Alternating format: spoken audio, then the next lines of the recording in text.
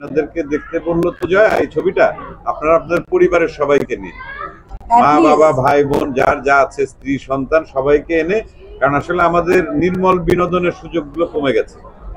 এইটা আমি মনে করি যে উৎসব সেরকম একটা আয়োজন, আমি এর জন্য অনেক ধন্যবাদ জানাই।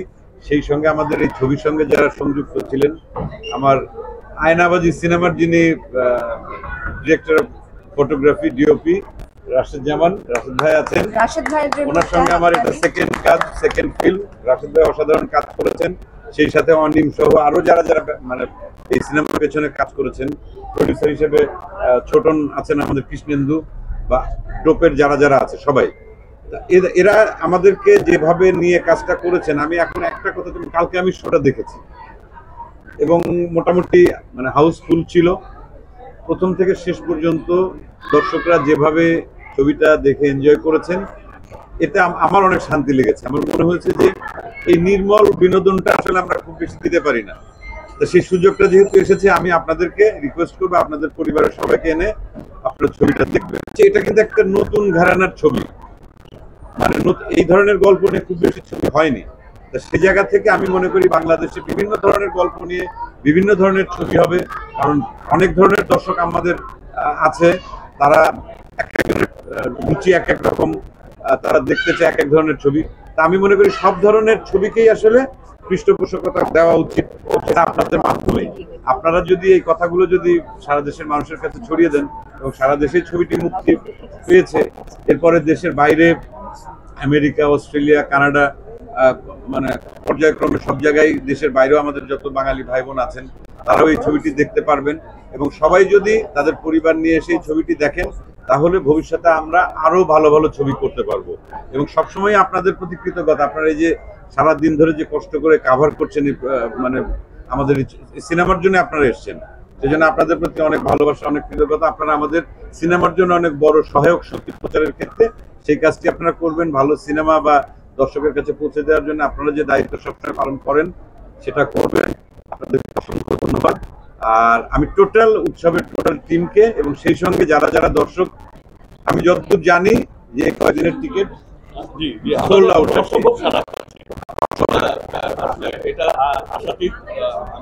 আমরা ভাগ্যবান যে এইরকম একটা ঘটনা আসলে খুব বেশি ঘটে না। তারিক আনাম খান থেকে শুরু করে এই বাচ্চা ছেলেটি, মানে কয়েকটা জেনারেশন আছে, তাদের অর্জন আছে, কিন্তু শুধুমাত্র আমরা আবার তালিমের ডিরেকশন আমরা এক হয়েছি শুধুমাত্র আপনাদেরকে বিনোদন দেওয়ার জন্য। ধন্যবাদ।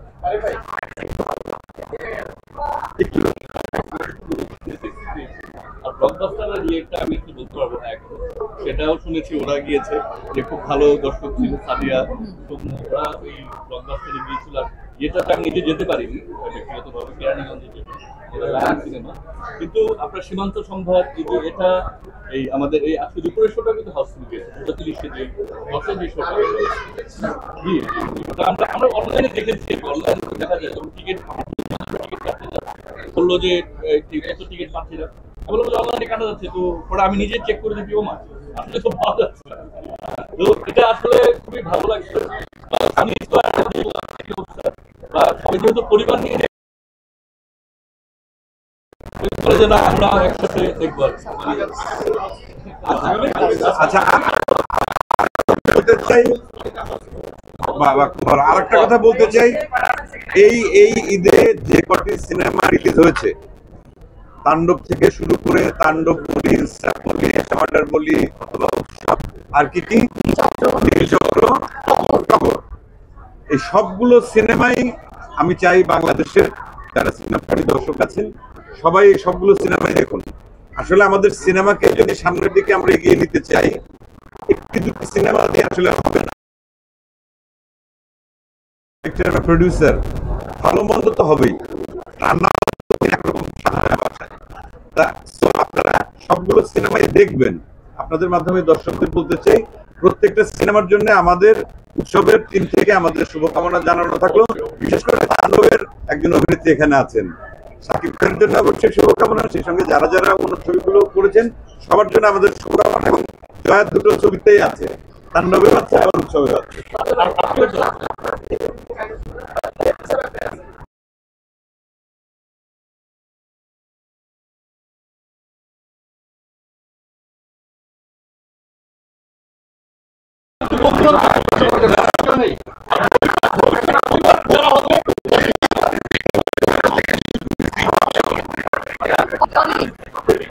না না, পরিবার মানে কালিকের সাথেও একটা পরিবারের মতো হয়।